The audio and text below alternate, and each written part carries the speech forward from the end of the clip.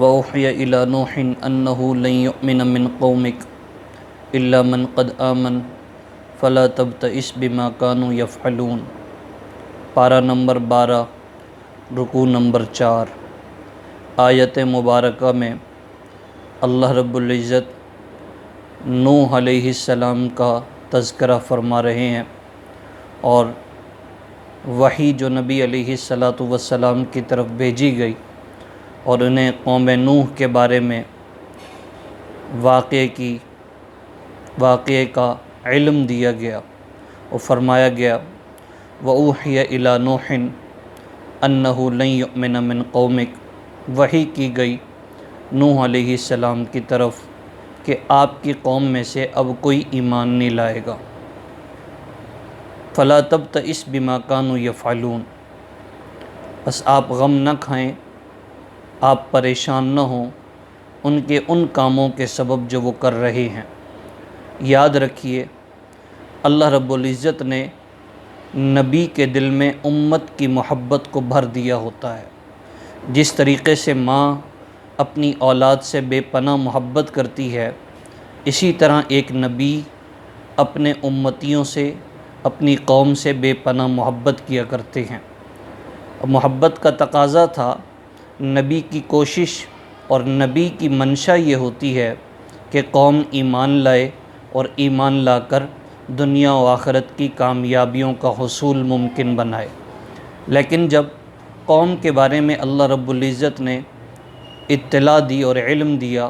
کہ آپ کی قوم میں سے اب کوئی ایمان نہیں لائے گا، تو یہ موقع، یہ خبر ایک نبی کے لیے باعث تشویش تھی اور باعث فکر تھی کہ اب میری قوم میں سے کوئی ایمان نہیں لائے گا۔ ایک نبی کے لیے دکھ کا سماں تھا۔ بہرکیف نوح علیہ السلام نے اپنی قوم کو 950 سال تبلیغ کی اور انہیں اللہ کی طرف بلاتے رہے، لیکن جن کے نصیب میں ایمان لانا تھا، کتابوں میں لکھا ہے کہ وہ 82 یا 83 افراد تھے جنہوں نے نبی علیہ السلام کی تبلیغ کو قبول کیا اور ان کی دعوت پر ان کے ہم مذہب بنے۔ جب اللہ رب العزت نے فیصلہ فرما دیا کہ اب آپ کی قوم میں سے کوئی ایمان نہیں لائے گا، اور حکم ہوا وَيَصْنَعُ الْفُلْكَ کہ اے پیغمبر، اے نوح، آپ کشتی بنائیے، وَاصْنَعِ الْفُلْكَ بِأَعْيُنِنَا، ہمارے سامنے آپ کشتی بنائیں، وَلَا تُخَاطِبْنِي فِي الَّذِينَ ظَلَمُوا، اور ان لوگوں کے بارے میں مخاطب مت ہوں، کلام نہ کریں جنہوں نے ظلم کیا۔ اللہ کو معلوم تھا اور اللہ جانتے ہیں کہ ایک نبی اپنی قوم کے لیے محبت رکھتا ہے کہ جب کشتی بنانے کا کہا جائے گا تو نبی کے دل میں وہ تشویش اور وہ پریشانی ہوگی کہ اب چونکہ وقت ایمان ختم کر دیا گیا، ایمان لانے کی مہلت ختم کر دی گئی، کشتی بنانے کا حکم دیا جا رہا ہے، گویا اللہ رب العزت عذاب کا فیصلہ کر چکے ہیں، تو نبی ہو سکتا تھا مخاطب ہوتے اور اللہ سے گزارش کرتے کہ یا اللہ میری قوم، تو ابتداً پہلے ہی بیان فرما دیا کہ آپ ان کے بارے میں آپ مخاطب مت ہوں، انہوں نے اپنی جانوں پہ خود ظلم کیا ہے۔ انہم مغرقون، بے شک وہ غرق کر دیے جائیں گے، تباہ کر دیے جائیں گے۔ وَيَصْنَعُ الْفُلْكَ، نوح علیہ السلام نے اللہ کے حکم سے کشتی بنانا شروع کی۔ وَكُلَّمَا مَرَّ عَلَيْهِ مَلَأٌ مِّن قَوْمِهِ سَخِرُوا مِنْهُ، ان کی قوم میں سے جو کوئی گزرتا تھا وہ اس کشتی کے پاس سے گزرتے ہوئے مذاق اڑاتا تھا، تمسخر اڑاتا تھا کہ کس طریقے سے حکم دیا جا رہا ہے، کس طریقے سے بتایا جا رہا ہے کہ یہ عذاب آئے گا اور پانی کا عذاب ہوگا اور یہ کشتی ہوگی، یہ کشتی میں سوار ہو جائیں گے، ایمان والے اس میں سوار ہو جائیں گے، اور جو کوئی اس میں سوار ہوگا وہ بچ جائے گا، باقی سب کے سب غرق اور تباہ کر دیے جائیں گے۔ یہ کیسی بات ہے؟ تو نعوذ باللہ من ذالک،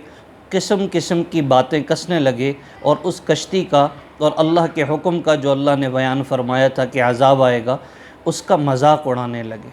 قال ان تسخروا منا فإنا نسخر منکم کما تسخرون، فرمایا کہ اگر تم نے مذاق کیا ہمارے ساتھ تو ہم بھی تم سے مذاق کریں گے جیسے کہ تم نے ہم سے مذاق کیا۔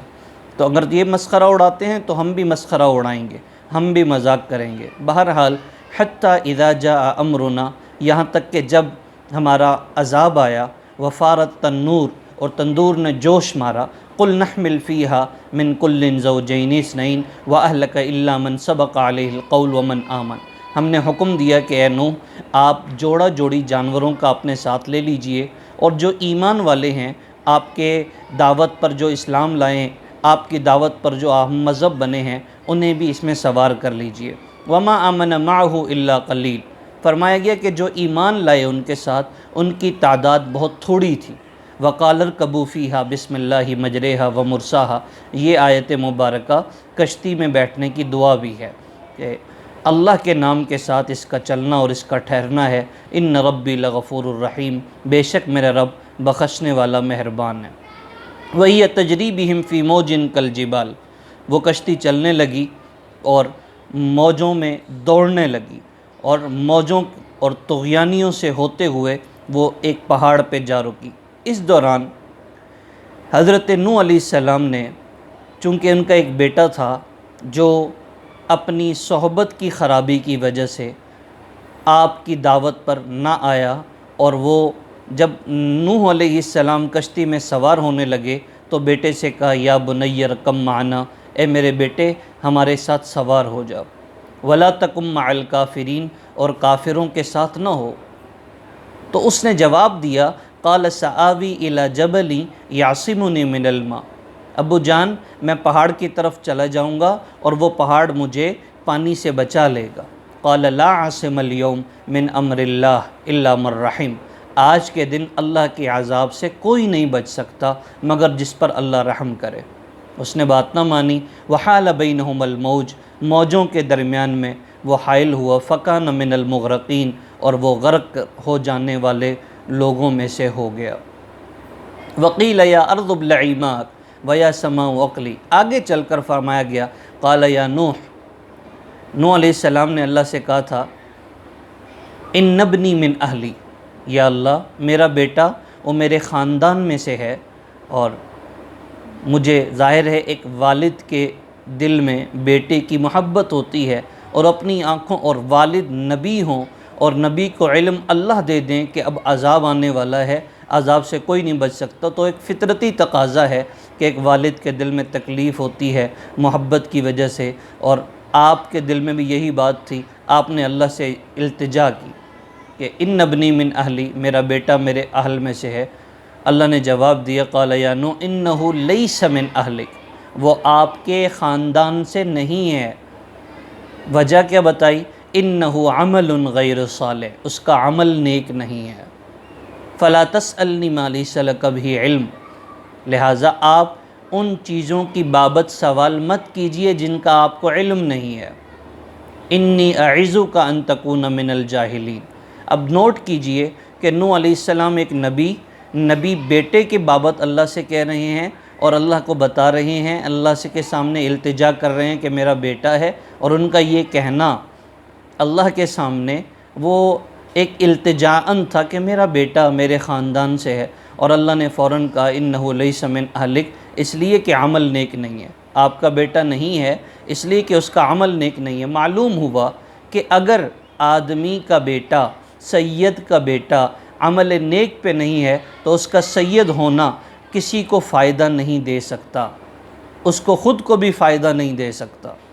نوح علیہ السلام کا بیٹا نوح ہے، ظاہر ہے سید ہے، اور ان کا بیٹا سید زادہ ہے۔ ایک سید زادہ جس کے بارے میں اللہ نے کہا یہ سید زادہ نہیں ہے اس لیے کہ اس کا عمل نیک نہیں ہے، تو معلوم ہوا کہ جب تک انسان کا عمل نیک نہ ہو، اور جب تک انسان صحیح معنوں میں